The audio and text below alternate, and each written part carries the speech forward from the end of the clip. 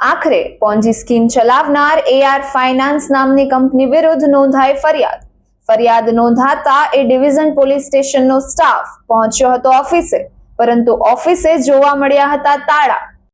અજયસિંહ રજુસિંહ ભૂગર્ભમાં હતો. આમ એ division police સ્ટેશનના સ્ટાફ AR ફાઇનાન્સ નામની પેઢી પર રેડ કરી ઓફિસમાંથી જરૂરી ડોક્યુમેન્ટ્સ લઈ તપાસ હાથ ધરી છે.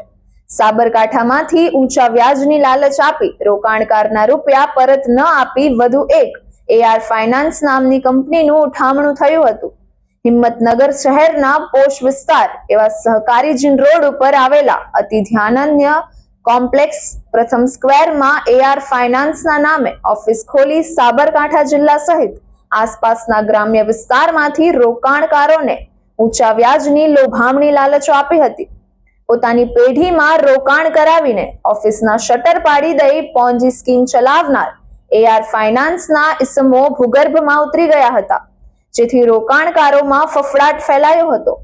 આમ રોકેલા નાણાં પરત ન આપતા તેના જ એક મરતિયા એજન્ટ પુષ્પરાજસિંહે ડિવિઝન પોલીસ સ્ટેશનમાં ફરિયાદ નોંધાવી હતી. આમ અજયસિંહ રજુસિંહ વનરાજસિંહ અને દિલીપસિંહ નામના શખ્સો વિરુદ્ધ ફરિયાદ નોંધી વધુ તપાસ હાથ ધરી છે. હજુ પણ સાબરકાંઠા જિલ્લામાં તપાસ કરવામાં આવે તો આવી પોન્જી સ્કીમ ચલાવનાર કંપનીઓનો રાફડો ફાટી નીકળ્યો છે. વધુ સમાચાર માટે જોતા રહો ભારત ટાઈમ્સ ન્યૂઝ.